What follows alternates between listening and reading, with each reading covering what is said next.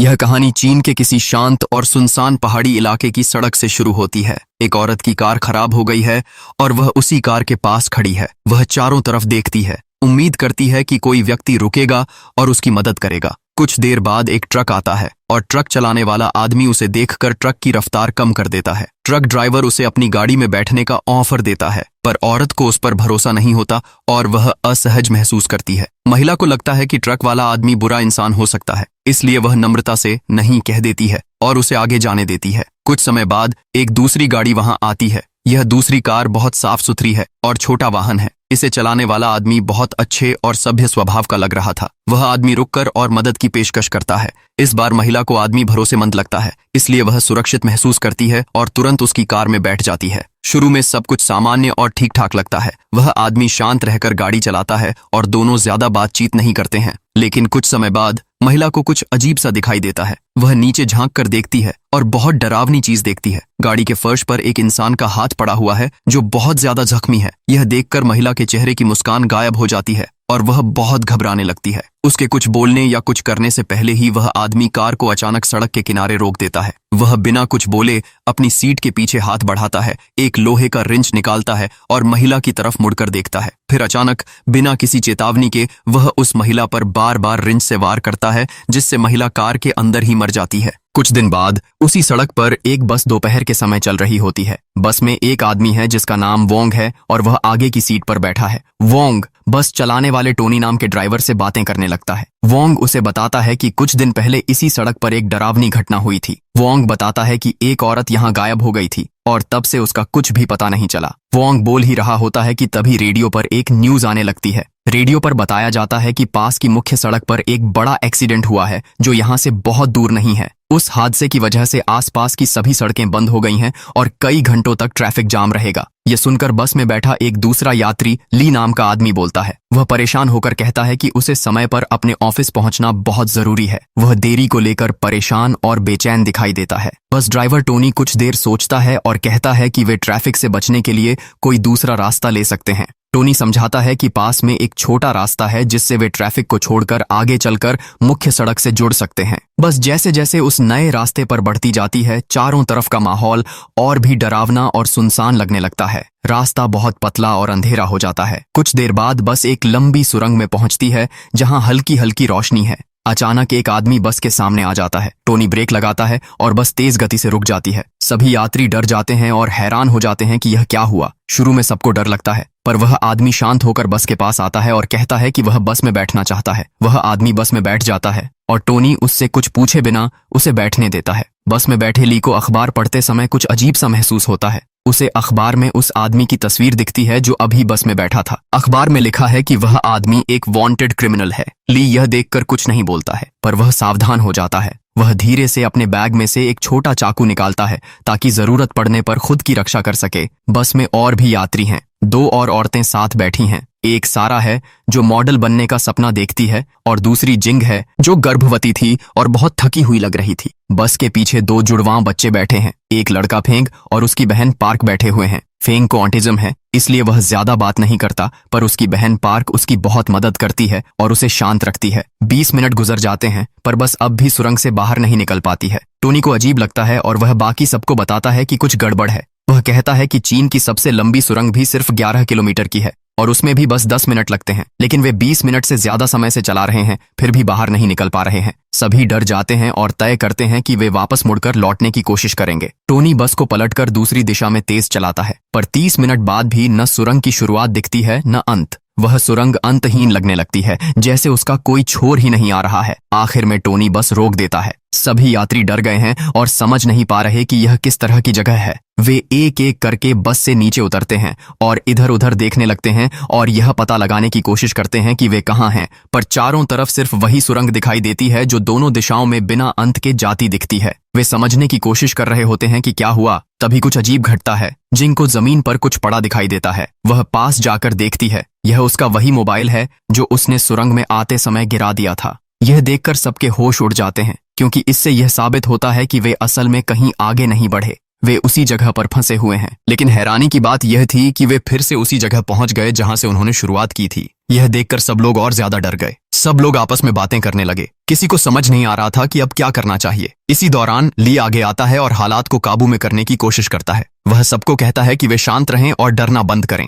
वह बताता है कि यहाँ खड़े रहने से कुछ नहीं होगा, इसलिए वह पैदल सुरंग के अंदर जाएगा और मदद खोजने की कोशिश करेगा। वह उम्मीद जताता है कि हो सकता है उन्हें बाहर निकलने का रास्ता मिले या कोई व्यक्ति मिले जो उनकी मदद कर सके। वह एक प्लान तैयार करता है। वह सुझाव देता है कि एक लंबी रस्सी ली जाए ताकि चलते समय बस से उसका संपर्क बना रहे। रस्सी का एक सिरा वोंग के पास रहेगा और ली दूसरा सिरा पकड़कर सुरंग में आगे बढ़ेगा। इस तरीके से अगर उसे कुछ भी न मिले तो भी वह रस्सी पकड़कर वापस आ सकेगा। खुशकिस्मती से जिंग उसे बुनाई वाला धागा देती है। उसके बैग में काफी धागा है जिसे अस्थायी रूप से रस्सी की तरह इस्तेमाल किया जा सकता है। सब लोग जल्दी से मान जाते हैं और धागे को जोड़कर ली के जाने के लिए लंबी रस्सी तैयार कर लेते हैं। ली जैसे ही जाने लगता है, पहले वाला शांत और रहस्यमय व्यक्ति जिसने बस को रोका था अचानक बोल पड़ता है। वह आदमी कहता है कि वह ली के साथ जाना चाहता है। यह सुनकर कुछ यात्री असहज महसूस करते हैं, लेकिन ली थोड़ी देर उसे देखता है और फिर हाँ में सिर हिला देता है। सुरंग में आगे बढ़ते हुए वे दोनों बात करना शुरू करते हैं। वह आदमी अपना परिचय चीन के रूप में देता है।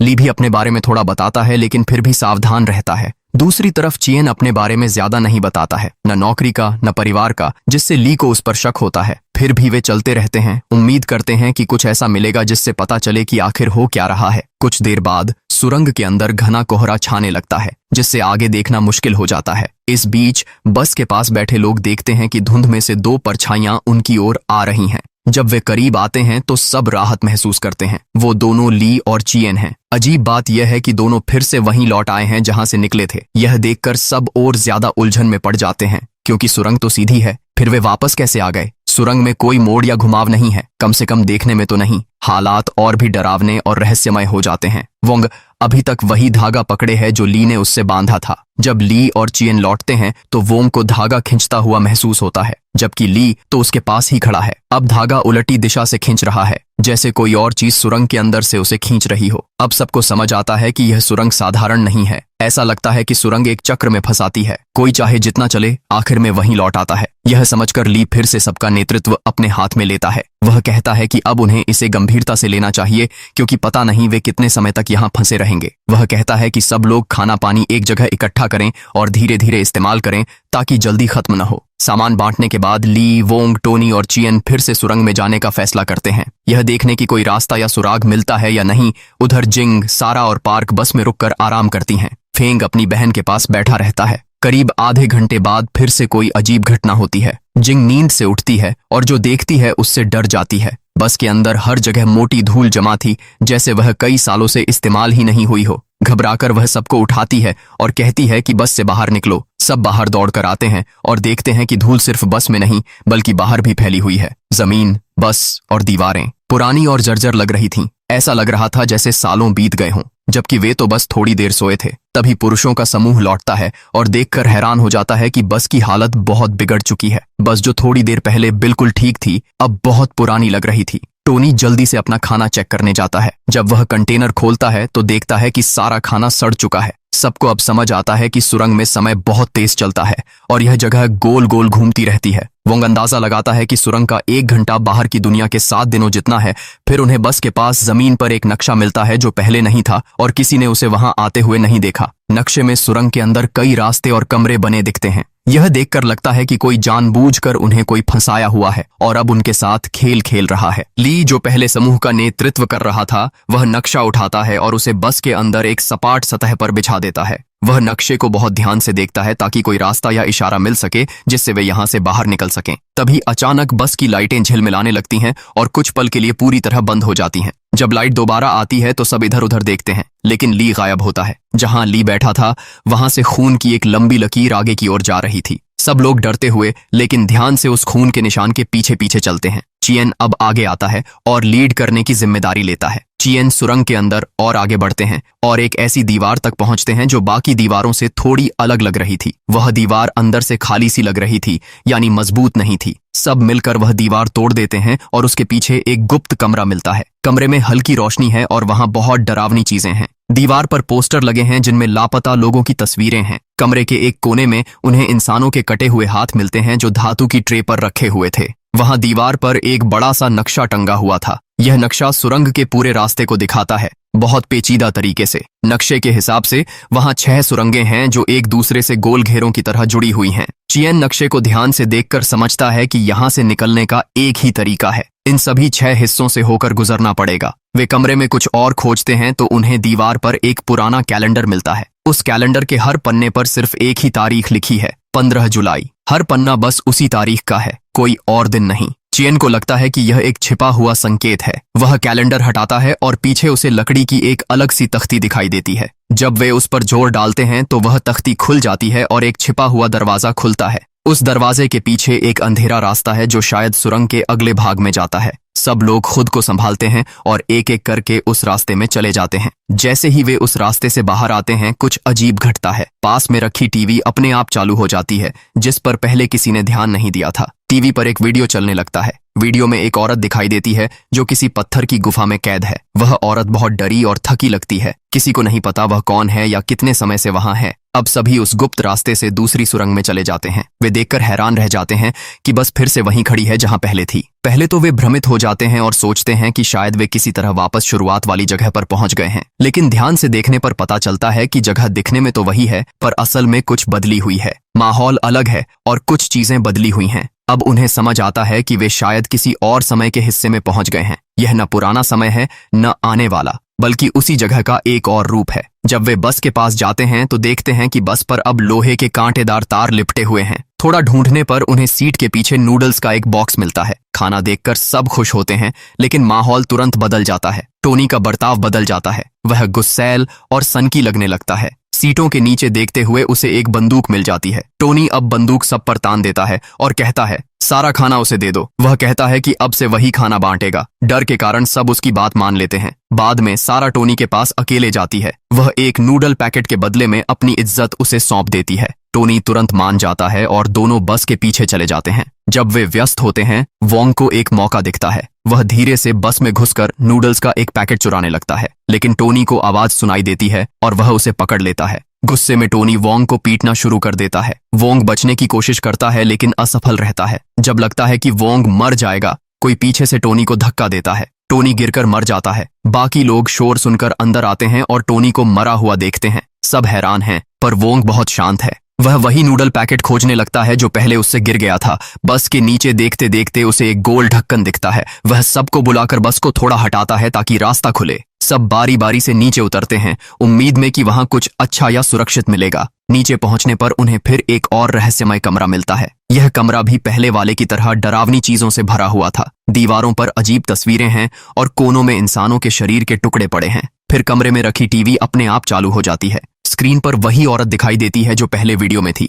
अब वह औरत पहले से ज्यादा थकी और कमजोर लगती है। जो डरावनी बातें उन्होंने थोड़ी देर पहले देखी थीं, उन्हें भूलकर अब सब लोग सिर्फ बाहर निकलने का रास्ता खोजने में लग जाते हैं। जब वे कमरे को ध्यान से देखते हैं तो उन्हें दीवार पर एक चीज दिखती है, एक कैलेंडर जो उन्हें पहले कहीं देखा हुआ लगता है। कैलेंडर बिल्कुल वैसा ही है जैसा उन्होंने पहले देखा था। हर पेज पर सिर्फ एक ही तारीख लिखी है, 15 जुलाई। चियन को लगता है कि यह कैलेंडर भी किसी संकेत की तरह हो सकता है, जैसे उन्हें पहले मिला था। वह कैलेंडर के पास जाकर उसे हटाता है और पीछे एक छिपा हुआ दरवाजा नजर आता है। सब लोग देर न करते हुए उस दरवाजे से अंदर चले जाते हैं, यह सोचकर कि शायद वहां से बाहर निकलने का रास्ता मिलेगा। कुछ दूरी चलने के बाद वे लोग तीसरी सुरंग तक पहुंचते हैं, मगर यह सुरंग बाकी दोनों से बहुत अलग लगती है। यहाँ की हवा में नमी है, चारों ओर अंधेरा है और माहौल फिर से ठंडा हो गया है। उनकी वही पुरानी बस वहां खड़ी है, पर अब वो पहले से ज्यादा टूटी फूटी लग रही थी। बस के अंदर अब चूहे, सांप और कीड़े मकोड़े घूम रहे थे। डरने के बावजूद वे सब अंदर जाकर खाने की तलाश करते हैं। वोंग बहुत भूखा और कमजोर हो गया है। उसे पुराने नूडल्स मिलते हैं जो सड़े हुए हैं।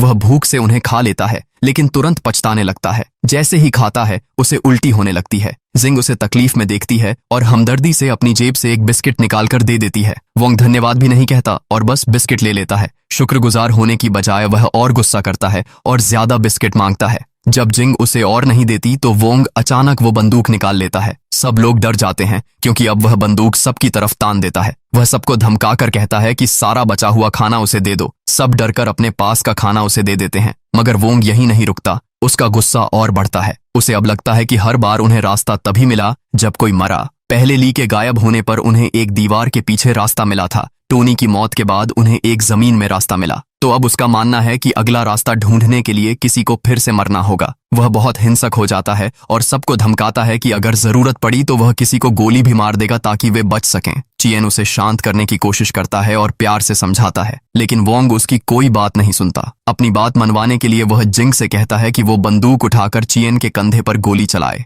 इसके बाद वह पार्क और फेंक को जबरदस्ती एक कमरे में ले जाता है। वो दोनों छोटे बच्चे हैं, फिर भी वोंग बेरहमी से उनकी पिटाई शुरू कर देता है। पार्क अपने भाई को बचाने की कोशिश करती है, मगर वोंग आपा खो देता है और पार्क को कई गोलियां मार देता है। पार्क वहीं मर जाती है और फेंक सदमे में उसकी लाश के पास रोता रहता है। अब वोंग पूरी तरह पागल और हिंसक हो चुका है। वह सारा के पास जाकर उसका गला दबाने लगता है, लेकिन तभी पीछे से कोई चुपचाप आकर वोंग को चाकू मार देता है, जिससे उसकी जान चली जाती है और उसकी हिंसा वहीं खत्म हो जाती है। अब जब वोंग और पार्क दोनों की मौत हो जाती है तो अचानक एक नया रास्ता खुल जाता है। बाकी बचे लोग ध्यान से उस रास्ते से होकर चौथी सुरंग में जाते हैं। यह नई सुरंग अब तक की सभी सुरंगों से बिल्कुल अलग लगती है। वहां की लाइटें रंग बिरंगी और झिलमिलाती हैं, जिससे लोगों को चक्कर जैसा महसूस होता है। थोड़ी ही देर में जिंग के पेट में तेज दर्द शुरू हो जाता है। उसे समझ आता है कि उसे बच्चा पैदा होने वाला है, इसलिए वह दीवार के पास बैठकर आराम करने लगती है। फैंग, जो अभी भी डरा हुआ और चुप है, जिंग के पास बैठा रहता है। इस दौरान चियन, जो गोली लगने से जख्मी है,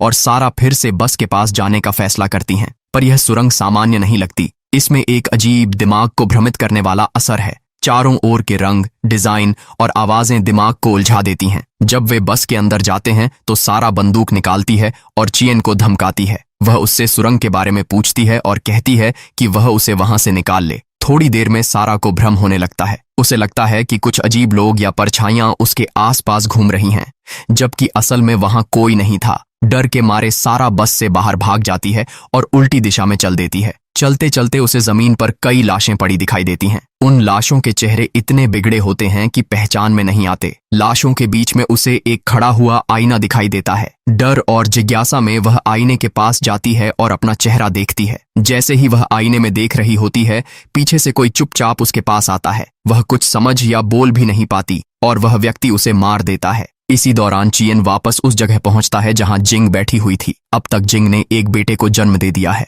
फैंग अब भी चुप बैठा है, कुछ नहीं बोल रहा था। बच्चा स्वस्थ लगता है, इसलिए जिंग, चियन और फैंग आगे चलने का निर्णय लेते हैं ताकि अंतिम रास्ता मिल सके। पर जैसे जैसे वे आगे बढ़ते हैं, हालात फिर से दुखद मोड़ लेते हैं। जिंग जब अपने बच्चे को देखती है और उसे पता चलता है कि वह अब सांस नहीं ले रहा है, बच्चा अचानक बिना किसी संकेत के दम तोड़ देता है। जिंग शोक में चली जाती है। वह आगे चलना बंद कर देती है, बच्चे को गोद में रखती है और रोने लगती है। चियन यह देखता है और प्यार से उससे बात करने की कोशिश करता है। वह जिंग को समझाता है कि चलो, बस थोड़ी दूर और बाहर निकलने का रास्ता मिलने वाला है। लेकिन कुछ बोलने की बजाय जिंग एक छोटा चाकू निकालती है जो उसने पहले छिपा रखा था। बिना कुछ बोले वह चियन के सीने में चाकू मार देती है। चियन सदमे में खून से सना हुआ गिर पड़ता है। जिंग अपने किए की कोई वजह नहीं बताती। फैंग बस डर के मारे चुपचाप यह सब देखता रहता है। आश्चर्य की बात यह थी कि थोड़ी देर बाद चियन ने दोबारा अपनी आंखें खोलीं, लेकिन अब वह उस सुरंग में नहीं था। वह अब एक ऐसे कमरे में था जहां चारों ओर मशीनें और वैज्ञानिक मौजूद थे।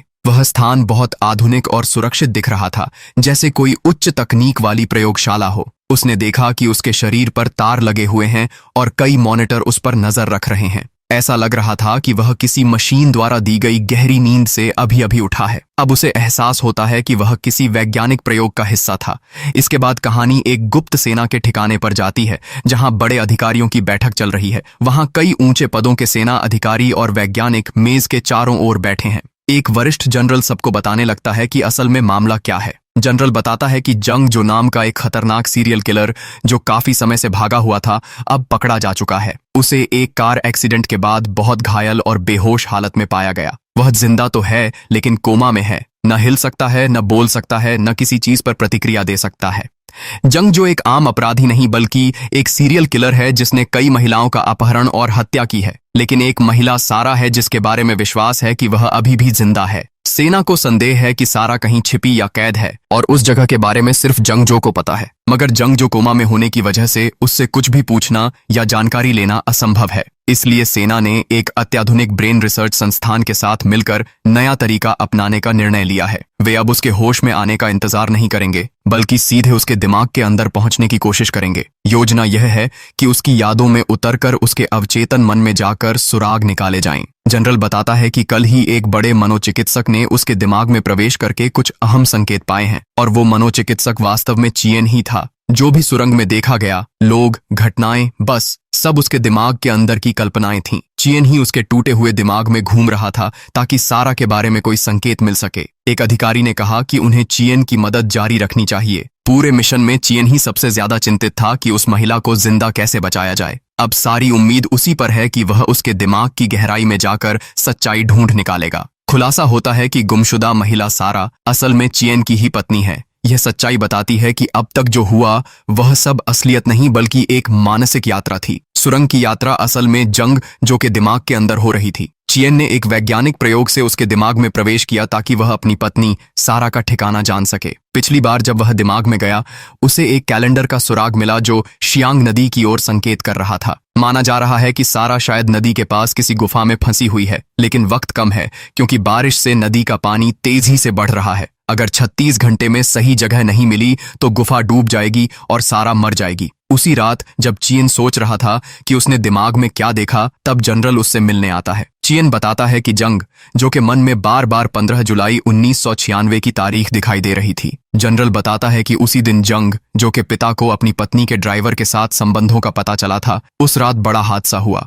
मां ने पिता की हत्या कर दी और फिर खुद आत्महत्या कर ली। इस हादसे ने जंग जो के टूटे और बिगड़े मानसिक हालात की शुरुआत की। चियन ने उसके दिमाग में दो अलग अलग पक्ष देखे, एक अच्छा दयालु पक्ष और दूसरा हिंसक बुरा पक्ष। क्योंकि जंग जो असल में सुरंग बनाने वाला इंजीनियर था, उसका दिमाग उसी सुरंग की तरह अंतहीन बन गया जो उसके भीतर की उलझन का प्रतीक था। चियन ने सोचा था कि वह जंग जो के समझदार हिस्से को बाहर निकाल पाएगा, पर उसे विरोध का सामना करना पड़ा। सुरंग में कई किरदार दिखाई दिए जो सब उसके मानसिक दर्द के अलग अलग हिस्से थे। ली उसका अच्छा पक्ष था जो मदद कर सकता था, लेकिन अचानक अंधेरा होते ही गायब हो गया। टोनी नाम का चालक उसके गुस्से और हिंसा का प्रतीक था। वोंग उसके सख्त पिता जैसा था और सारा उसकी लापरवाह मां जैसी। वोंग बीमा एजेंट था जैसे उसका असली पिता, और सारा एक मॉडल जैसे उसकी मां जो उसकी परवाह नहीं करती थी। यह बात तब साफ हुई जब सारा ने खाने के लिए टोनी के साथ सौदा किया, जैसे उसकी मां ने भी धोखा दिया था। सुरंग के अंदर की हर घटना उसके पागल और टूटे दिमाग की छवि थी। जिंग नाम की गर्भवती महिला उसके मन की आदर्श मां की तस्वीर थी, दयालु और स्नेही। वह अच्छा रूप था, लेकिन जंग जो के भीतर की बुराई ने उसे भी मिटा दिया। और आखिर में जुड़वांव बच्चे उसके खुद के दो हिस्सों का प्रतीक थे, अच्छा और बुरा। यह उसके बचपन का चेहरा या व्यक्तित्व था। वह ऑटिस्टिक था और थोड़ा अजीब और अलग था। उसमें थोड़ी स्त्रीलिंग प्रवृत्ति थी, लेकिन वह गणित और जगह को समझने में बहुत अच्छा था। ये रूप बिल्कुल बच्चों की तरह दिखते थे जो मासूमियत और प्रतिभा दोनों दिखाते थे। फिर भी ये रूप उसके अचेतन मन की अव्यवस्था में फंसे हुए थे। लेकिन एक अंतिम और बहुत खतरनाक व्यक्तित्व अब तक सामने नहीं आया था। यह खतरनाक व्यक्तित्व हमेशा छिपा रहता था और शायद ही कभी दिखाई देता था। यह वही था जिसने ली, टोनी और वोंग को मारने की योजना बनाई थी। इसे रोकने के लिए चियन जानता था कि उसे फिर से उस जगह में प्रवेश करना पड़ेगा। अगले दिन चियन जंग जो के दिमाग के दूसरे स्तर में प्रवेश करता है। इस बार वह सीधे जंग जो से पूछता है कि उसकी पत्नी कहाँ है, लेकिन जंग जो विरोध करता है। इसके बजाय वह बताता है कि वह अपनी मां और महिलाओं से इतनी नफरत करता है क्योंकि उसके पिता की हत्या हुई थी। वह कहता है कि यही नफरत उसे महिलाओं को पकड़ने और मारने पर मजबूर करती है। यह भावनात्मक चोट उसके विनाशकारी रास्ते का कारण बनी। चियन इन बातों को भूलकर फैंग और जंग जो के कमजोर व्यक्तित्व से जानकारी लेने की कोशिश करता है। चियन सारा की जगह जानने के लिए उससे निर्देशांक मांगता है, लेकिन फैंग की बहन पार्क उसे रोकने के लिए बीच में आती है। वह भाग जाती है और जब चियन उसका पीछा करता है, वह अवचेतन मन में एक सिनेमा हॉल पहुंच जाता है। वहां उसे असली खलनायक मिलता है जो वास्तव में उसका ही एक रूप है। डरावनी सच्चाई सामने आती है। जंग जो का दिमाग इतना बुरा और खराब था कि जो भी वहां बहुत देर तक रहता, उसका अंधेरा उसी में दिखने लगता। चियन ने बिना सोचे एक अलग और बुरा व्यक्तित्व बना लिया था और उसका बुरा रूप सुरंग में मौजूद दूसरों को मार देता है, जिसमें जिंग का बच्चा भी था। तब पार्क और सारा वहां आते हैं। पार्क डरता है कि वह सारा को चोट पहुंचा देगा, इसलिए वह पीछे हट जाता है। चियन इस मौके का फायदा उठाता है और पार्क से सारा की जगह बताने को कहता है। सौभाग्य से पार्क मान जाता है और वहां से चला जाता है, लेकिन संघर्ष अभी पूरी तरह खत्म नहीं हुआ है। चियन और उसके बुरे रूप को नए जगह में आखिरी लड़ाई के लिए ले जाया जाता है। चियन ऐसा लगता है कि जीत गया, लेकिन उसके बुरे रूप का एक और रूप सामने आता है। यह दिखाता है कि यह बुराई बहुत गहरी है और शायद हमेशा रहेगी। असली दुनिया में बारिश हो रही है और सारा नदी में डूबने ही वाली है। निराश होकर चियन समझता है कि बचने का एक ही तरीका है। अगर वह अपने अवचेतन मन में खुद को बलि देता है तो उसका बुरा रूप भी खत्म हो जाएगा। वह आगे बढ़ता है और जैसे ही करता है बुराई खत्म हो जाती है। जंग जो कोमा से जागता है और हमेशा के लिए बदला हुआ और तुरंत सेना को बताता है कि सारा कहाँ छुपी है। अधिकारी कार्रवाई करते हैं और उसे समय रहते बचा लेते हैं, लेकिन चियन नहीं जागता। आखिरी दृश्य में उसे जंग, जो कि दिमाग की लंबी सुरंग में अकेला घूमते हुए दिखाया गया है। यह एक भयावह याद दिलाता है कि उसने अपनी पत्नी को तो बचा लिया, लेकिन वह कभी वापस नहीं लौट सकता। इसी सीन के साथ ये मूवी यही समाप्त होती है।